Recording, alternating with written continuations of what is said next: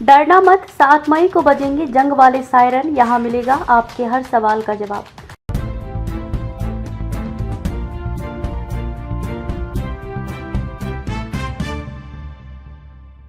केंद्रीय गृह मंत्रालय ने पहलगाम हमले के बाद पाकिस्तान के साथ बढ़ते तनाव के बीच उभर रहे नए और जटिल खतरों के मद्देनजर सभी राज्यों से 7 मई को मॉक ड्रिल आयोजित करने को कहा है।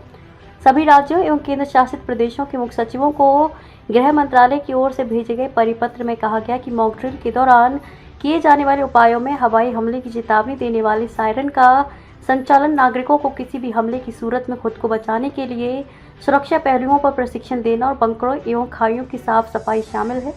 जंग वाला सायरन आमतौर पर निम्नलिखित स्थानों पर लगाया जाता है: प्रशासनिक भवन, महत्वपूर्ण सरकारी कार्यालयों और इमारतों में, पुलिस मुख्यालय, पुलिस विभाग के मुख्य कार्यालयों में, फायर स्टेशन, अग्निशमन विभाग के कार्यालयों और स्टेशनों में, सैन्य ठिकाने, सैन्य बलों के ठिकानों और शिविरों में, भीड़भाड़ वाले इलाके, शहरों के व्यस्त और भीड़भाड़ वाले क्षेत्रों में, संवेदनशील इलाके, दिल्ली, नोएडा जैसे बड़े शहरों में, विशेष रूप से संवेदनशील क्षेत्रों में। युद्ध वाला सायरन एक विशेष प्रकार का वार्निंग सिस्टम होता है।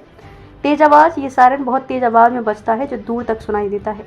कंपन वाली आवाज़, इसकी आवाज़ में एक लगातार ऊंचा नीचा होता हुआ कंपन होता है जो इसे आम हॉर्न या एम्बुलेंस की आवाज़ से अलग बनाता है।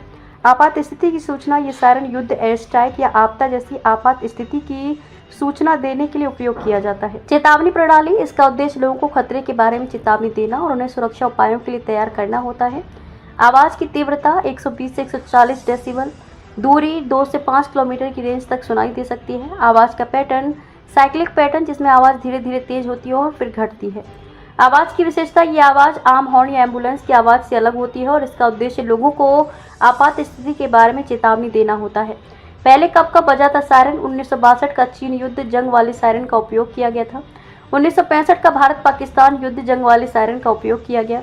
1971 का भारत पाकिस्तान युद्ध जंग वाले सायरन का उपयोग किया गया। कारगिल युद्ध जंग वाले सायरन का उपयोग बॉर्डर से लगे इलाकों में किया गया था।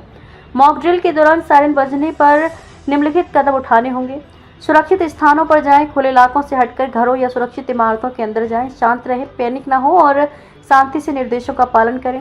टीवी, रेडियो और सरकारी अलर्ट्स पर ध्यान दें। आधिकारिक सूचनाओं और निर्देशों के लिए इन माध्यमों का उपयोग करें। अफवाहों से बचें, अफवाहों पर ध्यान न दें और केवल आधिकारिक सूचनाओं पर विश्वास करें। प्रशासन के निर्देशों का पालन करें, प्रशासन द्वारा दिए गए निर्देशों का पालन करें और उनकी सलाह का पालन करें।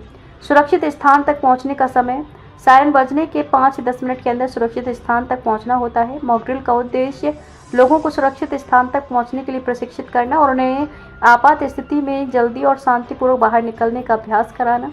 महत्वपूर्ण कौशल, जल्दी और शांतिपूर्वक सुरक्षित स्थान तक पहुंचने के लिए आवश्यक कौशल का विकास करना।